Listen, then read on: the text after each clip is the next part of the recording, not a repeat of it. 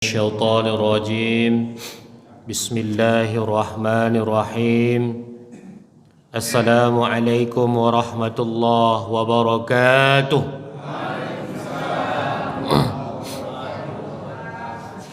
Alhamdulillah wassalatu wassalamu ala rasulillah wa ala alihi wa mawalah.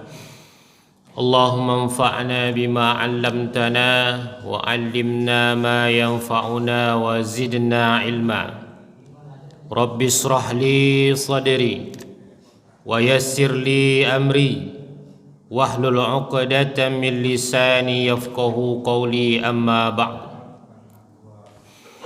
Sama-sama kita hormati pengurus Masjid Al-Munawwarah, Bapak Imam, Muadzin, para perangkat pemerintah setempat, Bapak RW, Bapak RT, juga yang saya hormati para orang tua saya, encik-encik dan puan-puan, yang besar tak dihimbau gelar, yang kecil tak dapat disebut nama.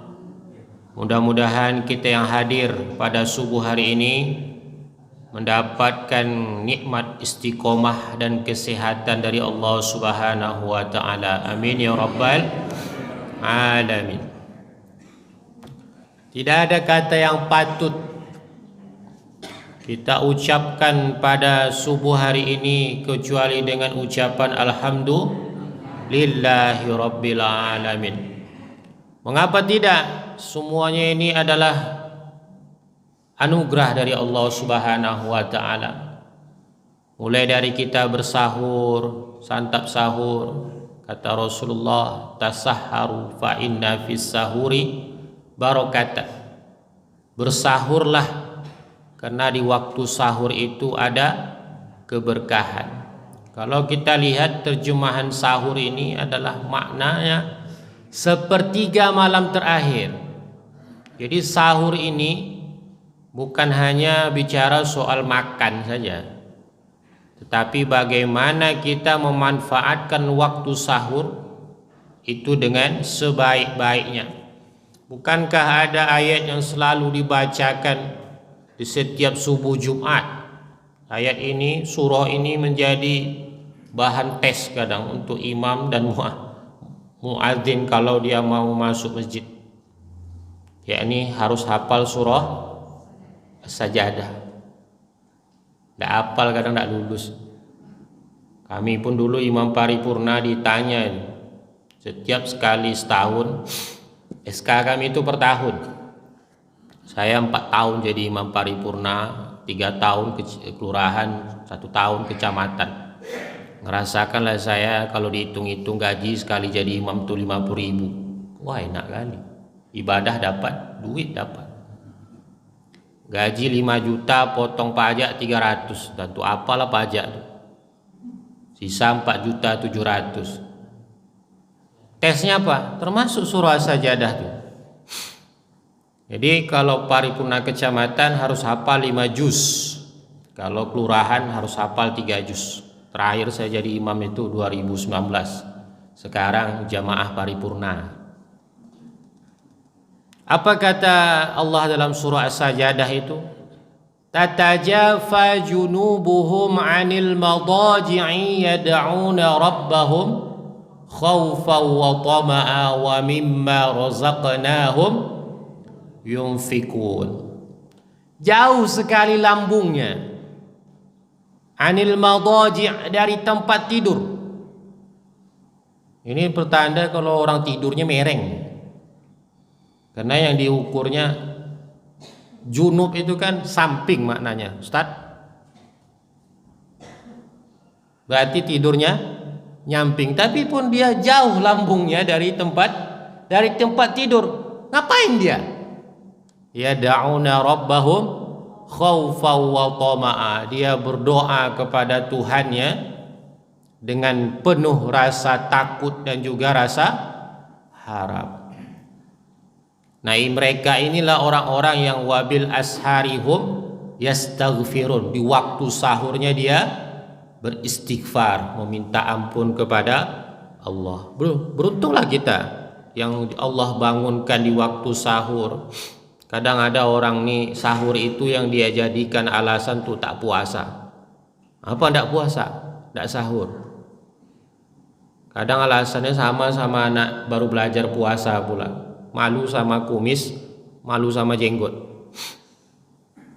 Udah selesai sahur, datanglah kumandang azan. Kita penuhi panggilan azan itu, lalu kita sholat sunat fajar, sholat sunat qobliyah bisa, sholat sunat subuh bisa namanya. Sholatul fajri khairum minad dunya wa ma fiha. Sholat sunat fajar itu lebih baik dari dunia dan seluruh isinya.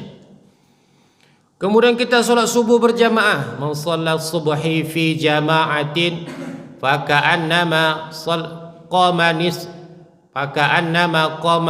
qamal lail kullah. Siapa yang melaksanakan sholat subuh berjamaah, maka seolah-olah dia melaksanakan qiyamul lail sepenuh malam. Pahalanya luar biasa, seperti melaksanakan qiyamul lail seluruh malam. Lalu kita lanjutkan dengan ta'lim, insyaallah. Kata Rasulullah, man kharaja fi baitin li talabil ilmi fahuwa fi sabilillah hatta yarji'. Siapa yang keluar rumahnya untuk menuntut ilmu, maka dia dalam keadaan jihad di jalan Allah sampai dia kembali. Jadi kita pasang niat untuk ta'lim, belajar. Tentunya ini tak juga lepas dari peran Rasulullah sallallahu alaihi wasallam.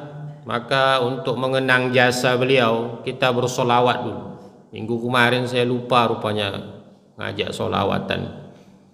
Kita solawatnya solawat tibiyah atau solawat syifa yang biasa kita lantunkan.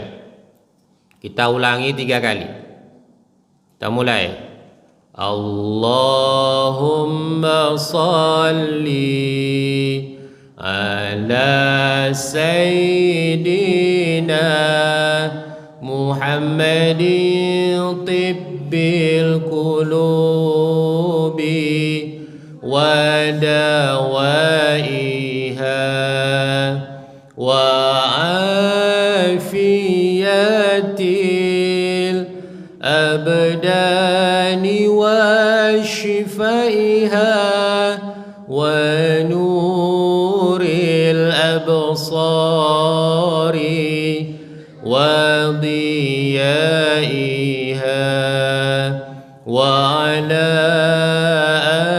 alihi wa sahbihi wa sallim. Allahumma salli ala sayyidina Muhammadin tibbil qulubi wa dawaiha wa afiyatil abdani wa shifaiha wa nuril absari wa diyaiha wa ala alihi wa sahbihi wa sallim. Allahumma salli ala sayyidina Muhammadin tibbil qulubi wa dawaiha wa afiyatil abdani wa shifaiha wa nuril absari wa diyaiha wa ala alihi wa sahbihi wa sallim. Semoga kita nanti di akhirat mendapatkan syafaat beliau. Amin ya rabbal alamin. Bapak Ibu yang dirahmati Allah Subhanahu wa taala, minggu yang lalu kita sudah mentadabburkan Al-Qur'an surah Ali Imran ayat 133. Di mana ayat ini memerintahkan kepada kita untuk kita supaya bersegera menggapai ampunan Allah Subhanahu wa taala dan juga bersegera menggapai surga Allah yang seluas langit dan bumi. Nah, surga ini ternyata disediakan bagi orang-orang yang bertakwa kepada Allah. Banyak cara kita untuk menggapai ampunan dari Allah Subhanahu wa taala ini, kita ulangi sedikit flashback. Kita bisa melakukan amalan-amalan di mana amalan itu bisa mendapatkan ampunan dari Allah. Di antara amalan kita di bulan Ramadan ini, siang harinya kita berpuasa, malam harinya kita melaksanakan qiyamul lail, dan ada kegiatan kita yang banyak kita lakukan di Ramadan ini yang ternyata mampu menghapuskan dosa kita, sama dengan berarti mendapatkan ampunan dari Allah. Di antara yang saya sebutkan minggu yang lalu, yakni ketika kita menyempurnakan wudhu meskipun dalam keadaan yang dibenci. Misalnya kita berwudhu dalam keadaan dingin. Maaf cakap, ketika terjadi hubungan suami istri lalu tidak memungkinkan mandi dingin, apa solusinya? Maka kata Aisyah, Rasulullah itu maaf ketika selesai berhubungan suami istri dia berwudu. Nah, wudu di sini niatnya semata-mata untuk ibadah saja, bukan wudu untuk mengangkatkan hadas kecil. Macam mana mungkin dia bisa mengangkat hadas kecil sementara hadas besar sendiri tak terangkat. Jadi niat yang aman itu sengaja aku berwudu lillahi ta'ala, itu aja. Jangan dibilang liraf'il hadatsil asghar. Jangan diniatkan untuk mengangkat hadas kecil. Apa hikmahnya berwudu?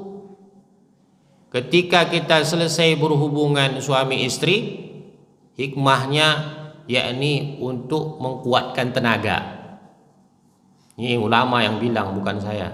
Jadi ketika kita berwudu, sendi-sendi kita tuh segar dia, fresh. Maka maaf cakap, kalau mau ngulang lagi insya Allah bisa.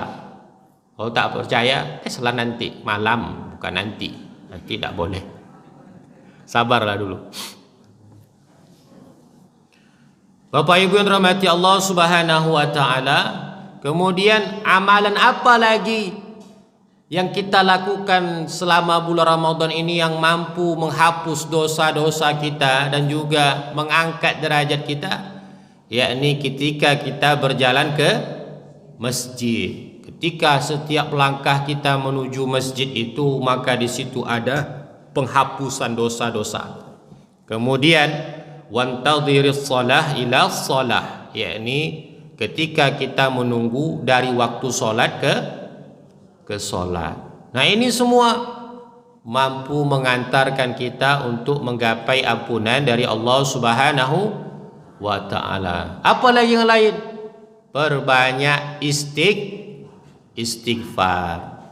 Boleh istighfar yang biasa kita rutinkan, astaghfirullahaladzim.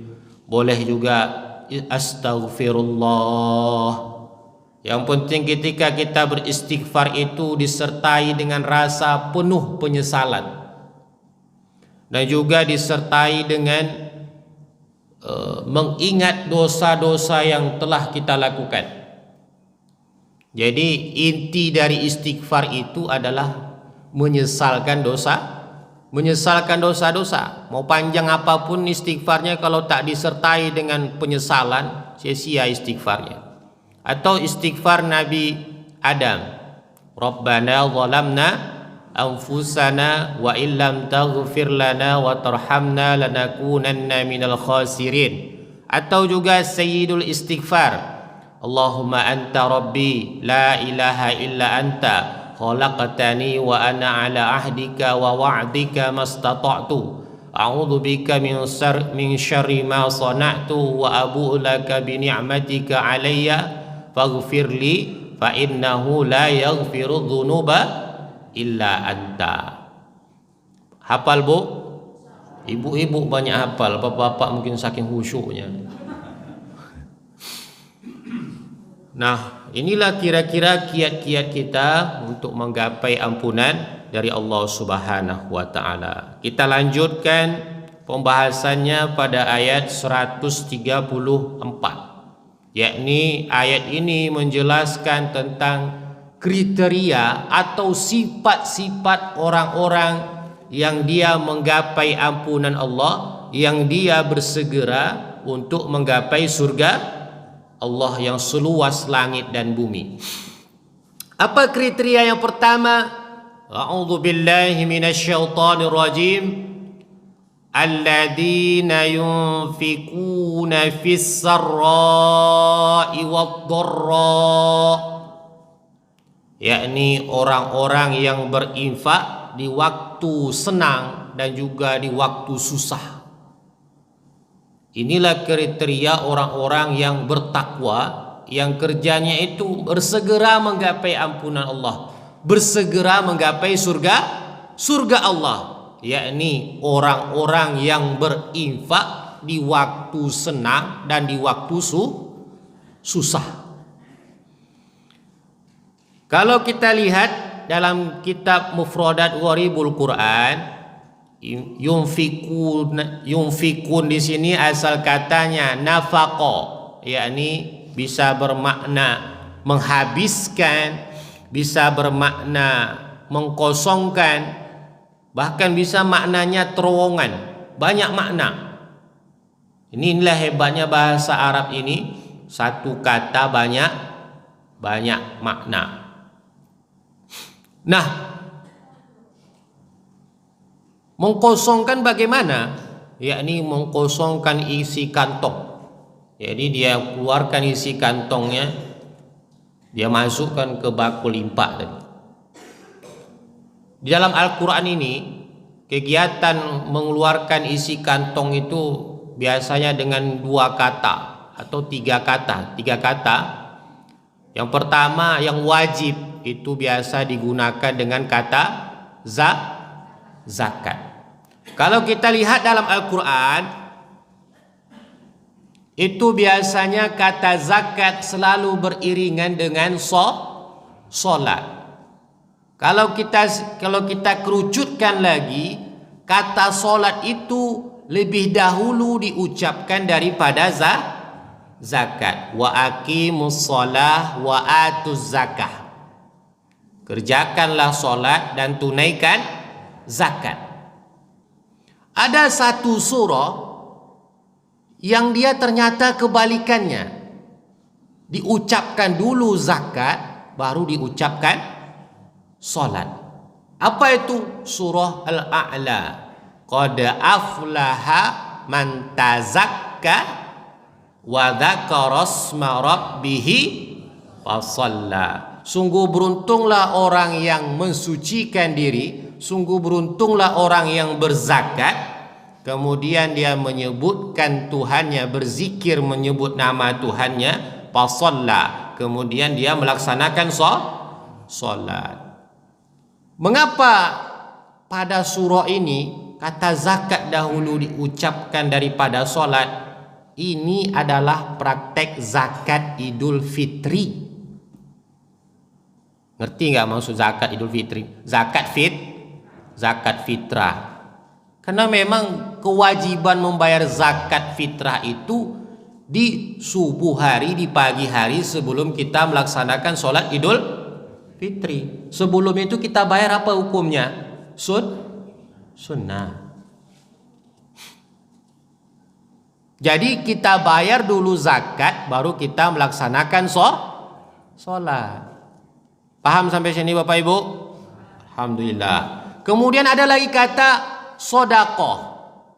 Nah, sodakoh ini pun kadang dalam Al-Quran bisa dia bermakna wajib.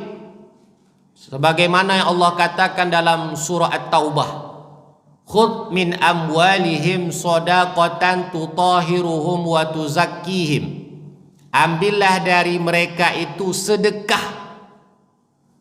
Sedekah sini maknanya zakat, yang fungsinya mensucikan jiwa mereka dan mensucikan harta mereka. Ini ayat perintah kepada ambil zakat. Jadi perintah ayat di sini khud, ambil, bukan tunggu. Ini maaf cakap nih nanti bagi yang ambil zakat nih. Jangan kadang ambil zakat nih kurang kreatif dia. Dari copy pastenya kimat zakat orang, habis itu umumlah dia di masjid. Bapak Ibu yang mau bayar zakat, kami tunggu di masjid. Udah gitu nanti sekali tengok bagian dia paling banyak,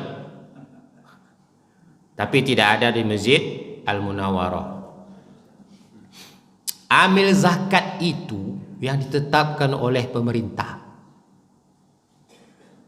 Jadi masjid ini sebenarnya kalau tak ditetapkan oleh pemerintah, tak boleh jadi amil zakat. Bagaimana solusinya Pak Ustadz? Daftarkan sebagai unit pengumpul zakat, berarti ini cabangnya dari Basnas. Daftarkan ke Basnas bahwa Masjid Al-Munawwarah adalah UPZ, unit pengumpul zakat. Nah, yang di SK-kan di UPZ itu bisa jadi amil. Banyak orang tak mau dia mendaftar UPZ ke Basnas itu. Kenapa? Takut penyalurannya tak merata. Karena kan Basnas ini kopsnya kabupaten kan, kota, luas. Nah, takut tak merata. Maka tinggal kasih aja MOU-nya sama Basnas. Bagaimana kami yang mengumpulkan zakatnya atas SK yang sudah ditetapkan, kami pula yang menyalurkan. Karena kami yang lebih tahu warganya. Nah, itu solusi. Nah, kalau dibandingkan dengan kata infak, sama-sama umum sebenarnya, tapi lebih umum lagi sodakoh. Kenapa demikian? Karena kata sodakoh ini tidak hanya mencakup soal materi. Kalau infak itu materi, tapi kalau sodakoh itu tak materi. Apa contohnya? Kata Rasulullah, tabassumuka li wajhi akhika sodakotun. Senyummu kepada wajah saudaramu, maka itu bernilai sedekah. Senyum aja kita, Masya Allah, mudah kali rupanya beribadah. Senyum aja, walaupun orang nek nengoknya, sudah bernilai sedekah. Makanya kotak yang bakul yang lewat tadi itu bakul sedekah atau bakul impak? Kalau bakul impak, maka ketika bakul itu lewat jangan cuma senyum-senyum. Maka salah artikan lewat. Ini pas pula tadi lewatnya pas sedang sholawatan. Tunduk-tunduk orang kan, alasannya khusyuk. Coba ulang lagi Bang. Ya bayangkanlah, kita Ramadan nih yang bisa terus tiap subuh kan. Rata-rata hari Minggu aja kita biasanya kajian nih. Ini tiap hari. Kapan lagi kita bisa memungut impak sebanyak-banyaknya kepada jamaah nih? Putar balik. Nah, Bapak Ibu yang dirahmati Allah Subhanahu wa taala, kata infak, nafaqo ini jugalah asal kata dari nafkah. Apa kata Rasulullah sallallahu alaihi wasallam? Ma anfaqar rajulu ila ahlihi fahuwa shadaqatun. Apa yang dinafkahkan laki-laki kepada keluarganya, seseorang kepada keluarganya, maka dia bernilai sedekah.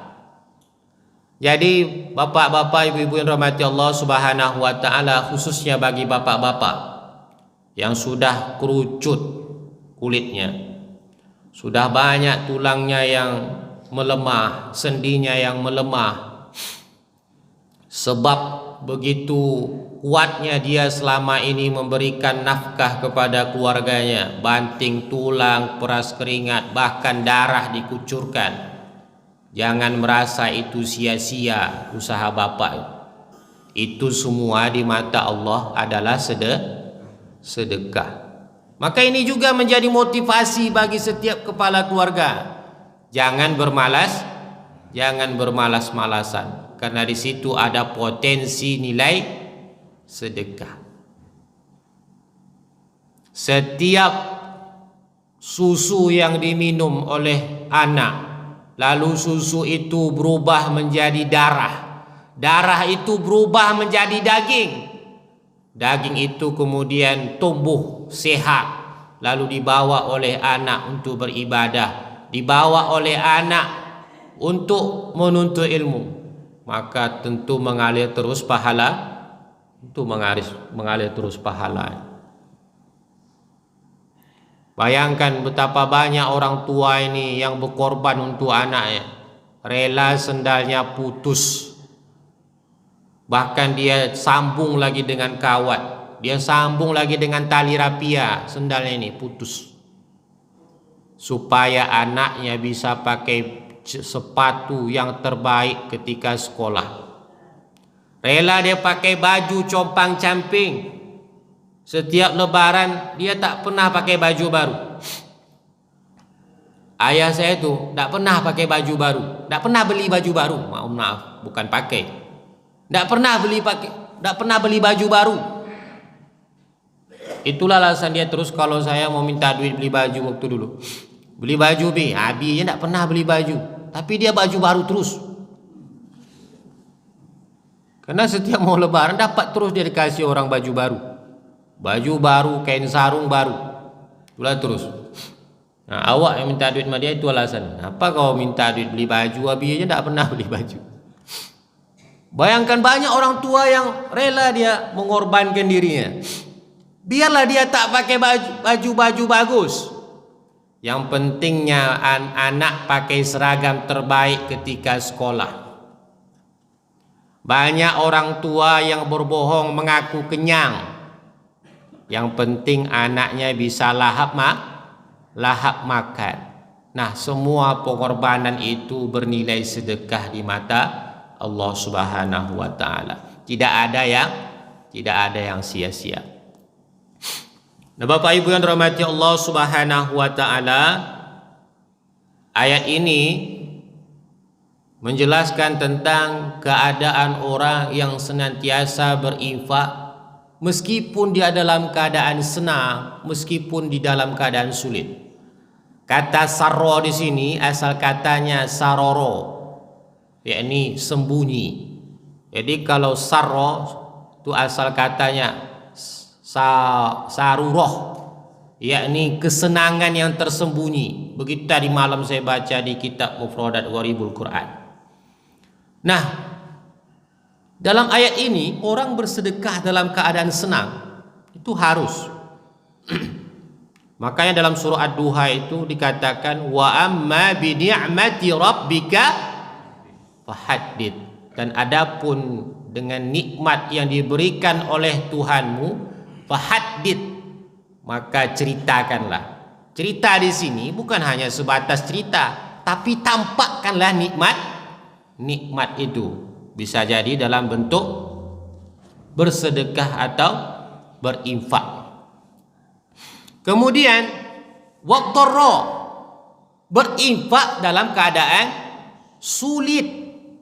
Dorro ini asal katanya diroro. Biasanya kalau kita belajar hukum Islam, ada namanya kaidah fikih. Kata kaidah fikih itu ad-daruru yuzal, ad-daruru tubihul mahdhurat. Kadar darurat itu biasanya mengancam nyawa, mengancam agama. Kalau kita kembalikan kepada ayat ini, meskipun nyawa kita sebagai taruhan begitu menggambarkan kesulitan kehidupan kita, maka kita harus tetap berinfak. Bapak Ibu yang rahmati Allah Subhanahu wa taala, maka inilah yang akan kita kaji dulu pagi hari ini. Dalam waktu 1 minggu bulan Ramadan ini, sudah berapa banyak infak kita yang kita berikan? Di mana letak infak yang sangat afdol di bulan Ramadan ini? Kata Rasulullah, "Man fattara sha'iman falahu mitla ajrihi." Siapa yang memberikan perbukaan orang yang berpuasa, maka dia mendapatkan pahala seperti orang berpuasa. Seperti yang saya bilang minggu lalu, ada orang puasanya cuma 30 hari Ramadan. Kalau lebih itu enggak tahu lagi tah Ramadan kapan lagi. Karena Ramadan itu paling banyak 30 hari. Tapi pahalanya 60 hari. Bagaimana caranya? Lewat memberikan perbukaan puasa. Nah, kita ini kadang kalau berbicara tentang hal-hal yang berkaitan tentang duniawi, matematika kita lancar.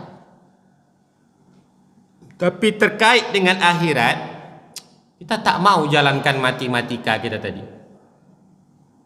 Padahal belum ada jaminan kita mau masuk bulan Ramadan tahun yang akan datang. Sementara menghabiskan Ramadan ini saja sulit, tak ada jaminan. Nah, mengapa tidak kita manfaatkan kesempatan yang ada ini dengan sebaik-baiknya? Nah, Bapak Ibu yang dirahmati Allah Subhanahu wa taala, banyak sebenarnya kesempatan-kesempatan kita berinfak ini. Terkhusus infak kita atau sedekah kita yang kita niatkan untuk orang tua. Ada seorang sahabat bertanya kepada Rasulullah, "Ya Rasul, inna ummi matat." Wahai Rasul, sesungguhnya ibuku telah meninggal ya Rasulullah. "Afa atasaddaqu anha?" Maka bolehkah aku bersedekah untuknya? Maka apa jawaban Rasulullah? "Na'am, silakan." Kemudian para sahabat ini bertanya lagi, "Fa ayyus shadaqatil afdal?" Apa sedekah yang paling afdal ya Rasul? Kata Rasulullah, "Sakiyul ma'." Memberikan air minum. Inilah sesosok contoh anak yang berbakti kepada kedua orang tua. Ketika orang tuanya meninggal, ada upaya-upayanya supaya hubungannya dengan orang tua tak putus. Karena banyak anak-anak nih kadang orang tuanya meninggal, putuslah hubungannya. Nah, sahabat ini berbeda. Dia tak mau putus hubungannya, maka dia merujuk kepada Rasulullah. Bolehkah dia bersedekah? Dan mentalnya apa yang hebatnya lagi? Fa ayyus shadaqatil afdal? Apa sedekah yang paling terbaik? Kenapa kok bisa seorang anak berpikir seperti ini? Karena dia sadar selama ini orang tuanya pun kepada dirinya memberikan yang terbaik. 9 bulan 10 hari orang tua mengandung anak. Kata Allah, wahnan ala wahnin. Tak ada Allah bilang berapa lama waktu durasinya, tapi Allah jelaskan rasa sakitnya. Wahnan ala wahnin, sakit di atas sakit. Setiap bertambah usia kehamilan, maka akan bertambah penderitaan ibu ketika mengandung.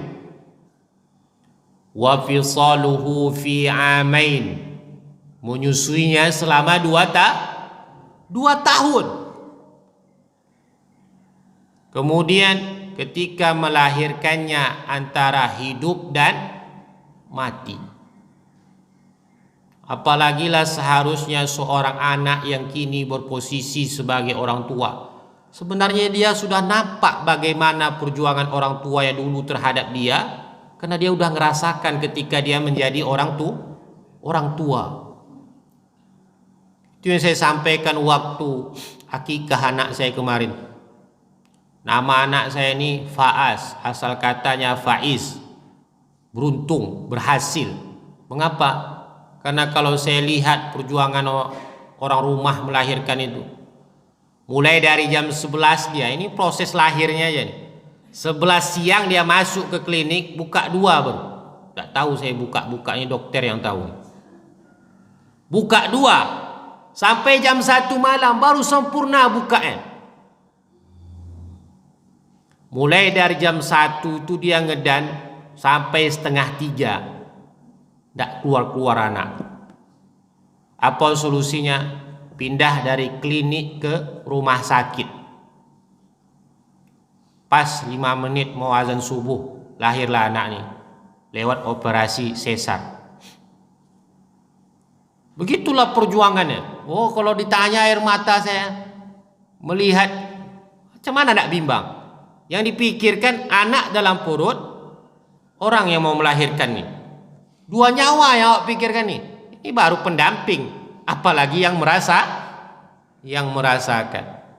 Nah, seharusnya anak yang sudah menjadi orang tua tidak ada alasan lagi untuk dia untuk tidak berbakti kepada kedua orang tuanya. Jangan justru jadikan anak sebagai alasan untuk tidak berbakti kepada kedua orang tua. Nah, kata infak ini juga ini sangat erat keterkaitannya dengan berbakti kepada kedua orang tua tadi. Biasanya berbakti kepada kedua orang tua itu ada 2 istilah, yakni berbuat ihsan kepada kedua orang tua, berbuat bir kepada kedua orang tua.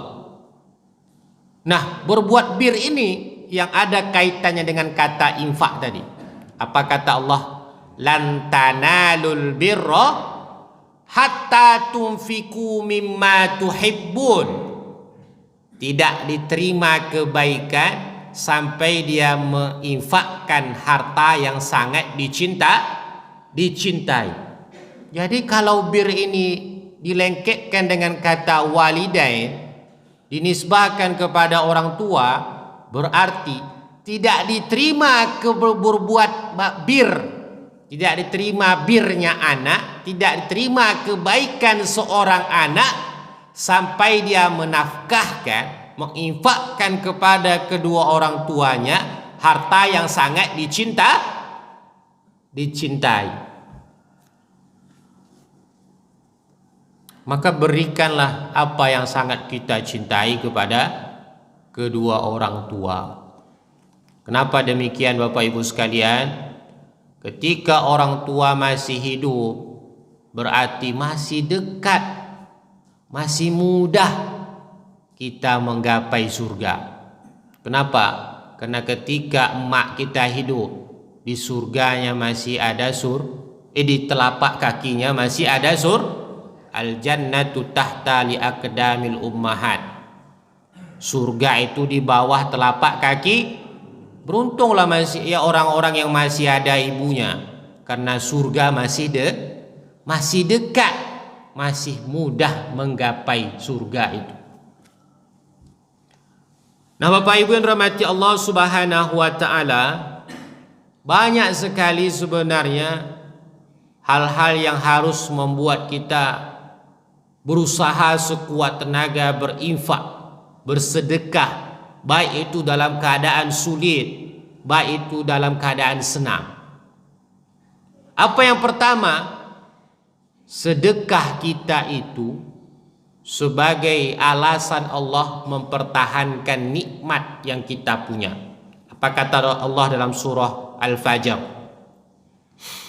فَأَمَّا الْإِنسَانُ إِذَا مَبْتَلَاهُ رَبُّهُ فَأَكْرَمَهُ وَنَعَّمَهُ فَيَقُولُ رَبِّي أَكْرَمَنِ Maka adapun manusia itu ketika diberikan dia nikmat-nikmat, diberikan dia kemuliaan-kemuliaan, maka dia berkata, fayaqulu rabbi akraman, Tuhanku telah memuliakan aku. Wa amma idza mabtalahu faqadara alaihi rizqahu fayaqulu rabbi ahana. Maka adapun manusia itu apabila dikurangi kadar rizkinya, maka dia berkata, fayaqulu rabbi ahanan, Tuhanku telah menghinakan aku. Apa sebabnya? Berbalik.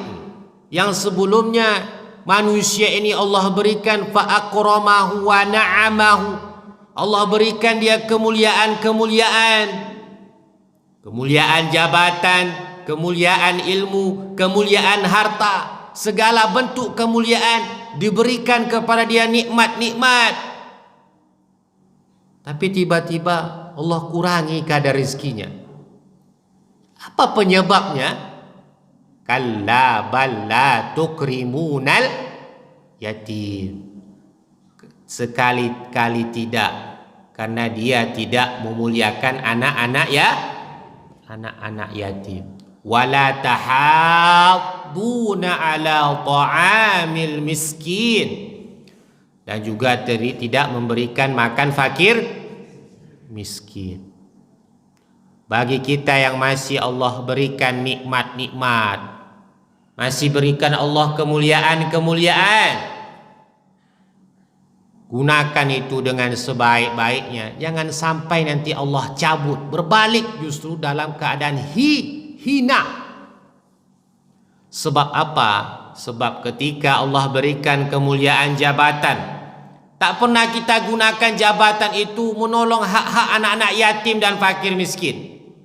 Kita berikan ilmu, Allah berikan kemuliaan ilmu, tak pernah kita gunakan ilmu itu untuk menolong hak-hak anak yatim dan fakir miskin. Allah berikan kepada kita harta, tapi harta itu tak pernah kita belanjakan untuk anak yatim dan fakir miskin. Maka dari itu gunakan kesempatan ini dengan sebaik-baiknya sebelum Allah cabut. Nah, itu yang pertama yang mendorong kita harus berinfak, bersedekah. Yang kedua apa? Sedekah itulah nanti sebagai rayuan orang-orang munafik ketika dia sudah mau datang ajalnya. Apa kata Allah dalam surah Al-Munafikun?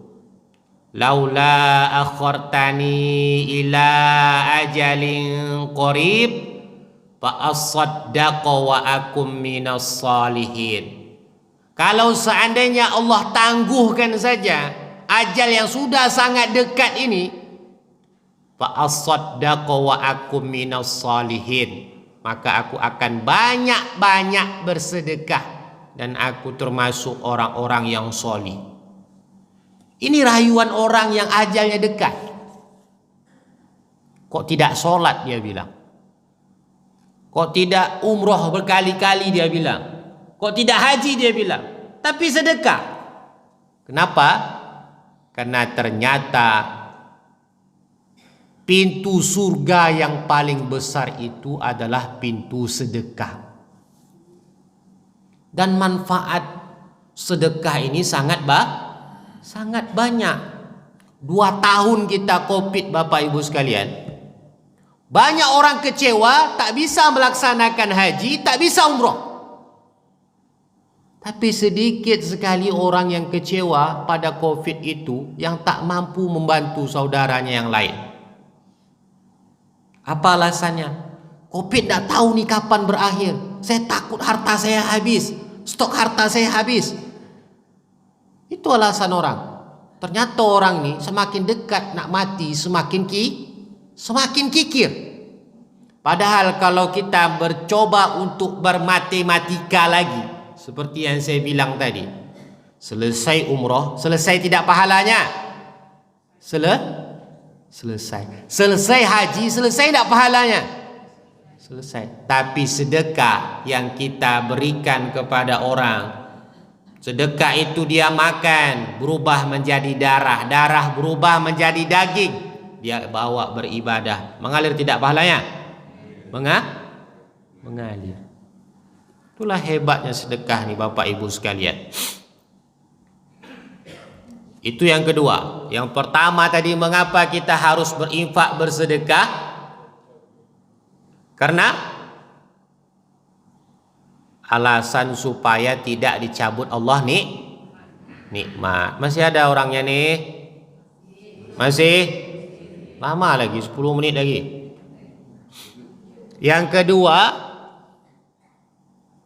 karena orang nak mati pun ingin sedekah. Yang ketiga, obat yang paling mujarab adalah dawu mardakum bis sadaqah, kata Rasulullah.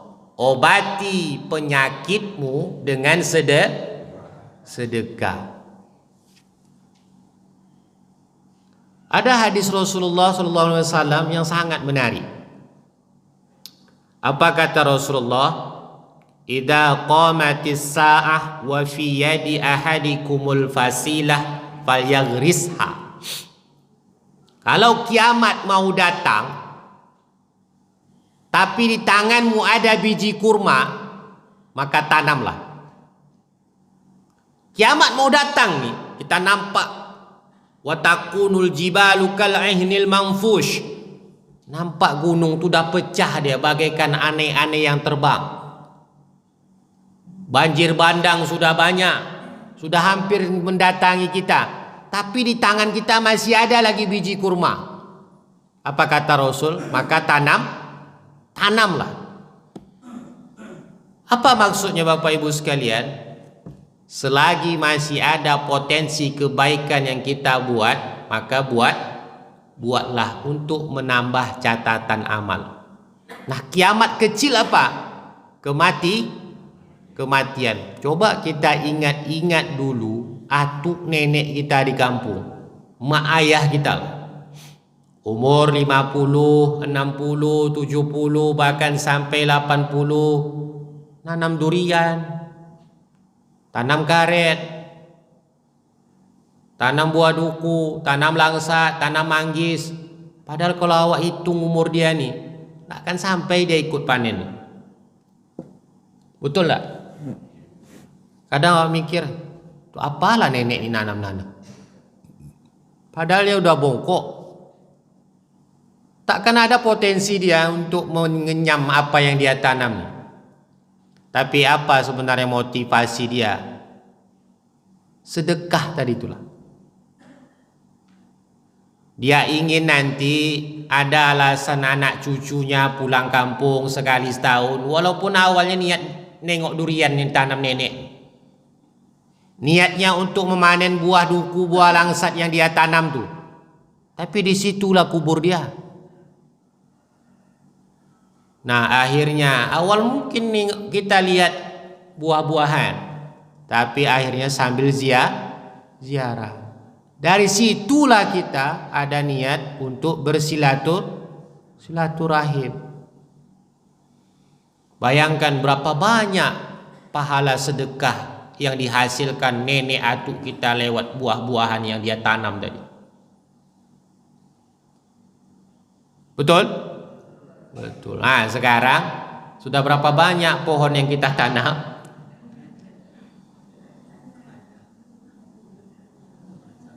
Tapi disuruh kita nanam cabai sendiri. Udah tanam cabai? Saya takut kena potong video nih. Saya udah cek minggu lalu. Jadi tidak usah lagi terlalu frontal lagi. Sama aja, kena potong sama aja. Tanam sendiri, cabai pun tak tertanam. La haula wala quwata illa billah. Rumput ditanam.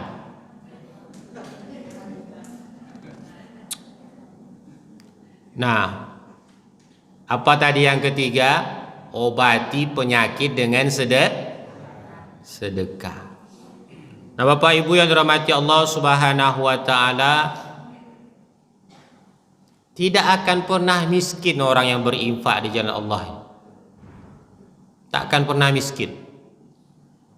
Ada seorang yang hidup di zaman Harun ar-Rasyid, dinasti Abbasiyah, seorang ulama hadis yang sangat terkenal bernama Abdullah bin Ibnu Mubarak. Orang yang sangat kaya. Beliau ini pernah berinfak ke orang 100.000 dirham, di mana pada saat itu harga kambing, satu kambing 5 dirham. Kalau 100.000 berarti berapa kambing lah dia dapat? Saya hitung dah, error dah, saking banyaknya. Apa yang hebat dari kisah beliau ini? Ada 2 versi cerita tentang beliau ini. Pertama versinya bahwa beliau melaksanakan ibadah haji, sudah siap tahallul, lalu beliau tidurlah di tepian Masjidil Haram. Di dalam tidurnya tersebut dia mendengar malaikat bercakap-cakap dengan malaikat yang lain bahwa ibadah haji, orang yang melaksanakan ibadah haji pada saat itu tak ada satu pun yang diterima. Lalu malaikat yang satu lagi yang mendengarkan komplainlah, kok bisa tidak diterima? Lalu apa jawaban malaikat yang lain? Akhirnya mereka ini diterima hajinya sebab si muwafaq namanya. Setelah itu terbangunlah, terjagalah Abdullah bin Ibnu Mubarak dari hajinya. Mulailah dia cari orang yang bernama Muwafaq ini. Kalau tak salah dia jumpailah orang yang bernama Muwafaq ini di negeri Suriah. Kemudian dia tanyalah kepada Muwafaq ini, wahai Muwafaq, aku dengar kau tak jadi melaksanakan ibadah haji. Mendengar pertanyaan ini, Muwafaq pun merasakan rasa sedih yang luar biasa. Lalu dia ajaklah Abdullah bin Ibnu Mubarak ini menepi untuk cerita secara pribadi 4 mata aja. Di sini curhatlah Muwafaq. Ternyata ketika sudah mau masuk bulan berangkat haji, istrinya yang hamil ngidam. Lewat 30 kan? 5 menit lagi. Istri si Muwafaq yang hamil ini ngidam. Ngidamnya apa? Tercium dia makanan yang sangat lezat. Maka Muwafaq ini pun mencarilah sumber bau ini. Dia cari, dia telusuri bau ini, ternyata memang sangat lezat masakan ini dari baunya saja. Sehingga ketika dia telusuri, sampailah dia maaf cakap di rumah seorang janda yang mempunyai anak yang banyak yang sedang masak. Lalu Muwafaq ini bertanya, boleh enggak dia minta masakan ini sedikit saja? Apa kata janda ni tadi, ibu ni tadi? Kalau bilang janda terus ni agak sensitif nih, ibu ni lah. Apa kata ibu ni tadi? Makanan ini halal bagi kami tapi haram bagi tuan. Muwafaq pun terheran-heran lah. Kok ada orang yang di mayoritas muslim, yang dia yakini ibu ni juga muslim, tapi makanan ini halal buat dia, halal bagi ibu ni, tapi tak halal bagi si Muwafaq. Heran dia tanya lagi, apa maksudmu nih? Ternyata kata ibu nih, mereka ini sekeluarga sudah tak makan 3 hari. Nah, lalu ketika dia tak makan 3 hari itu, berusahalah ibu yang janda ini tadi keluar rumah mencari makan. Jumpalah dia dengan bangkai keledai. Nah, ketika dia jumpa bangkai keledai ini, inilah dia yang masak. halal buat dia, haram bagi muwafaq. Karena orang yang sudah dalam keadaan darurat boleh makan yang haram. Faman turra ghairu baghi wala adin fala itsma alaih. Orang-orang yang berada dalam keadaan mudarat maka tidak ada dosa bagi dirinya. Jadi ini yang biasanya dikiaskan guru-guru agama. Misalnya kita udah kelaparan di hutan, nampak babi hutan, boleh kita makan daripada mati kelak. Tapi saya agak aneh juga nih, kenapa kok kata-katanya babi hutan? Dia pikir babi hutan nih hewan yang sangat mudah dijinakkan. Sementara dia nak mati kelaparan, berarti kan dia lemah nih. Babi hutan nih jangan main-main. Dia mungkin mau dimakan. Mungkin tumbuh-tumbuhan orang lain lah, kebun orang lain itu lebih bagus dianalogikan. Nah, mendengar ini, kasihanlah si muwafaq. Dia ambil bekal hajinya ini, dia kasih kepada orang susah yang makan bangkai tadi. Ternyata sebab dia tunda hajinya, dia infakkan untuk orang yang tak mampu tadi, itulah sebagai penyebab ibadah haji orang tahun itu diterima oleh Allah Subhanahu wa taala. Versi yang lain, Abdullah bin Ibnu Mubaraknya yang tak berangkat haji. Jadi kebiasaan Abdullah bin Ibnu Mubarak ini, kalau ada orang yang mau berangkat haji, itu dia akan melapor ke Abdullah ini, Ibnu Mubarak. Untuk apa melapor? Supaya segala perbekalannya ditanggung oleh Abdullah bin Ibnu Mubarak. Orang kaya pula. Jadi Abdullah bin Ibnu Mubarak ini biasanya seperti itu, menjamu dalam perjalanan dimanapun. Bahkan apa pesanan keluarga yang pergi haji ini, oleh-olehnya dia yang belikan. Begitulah pemurahnya.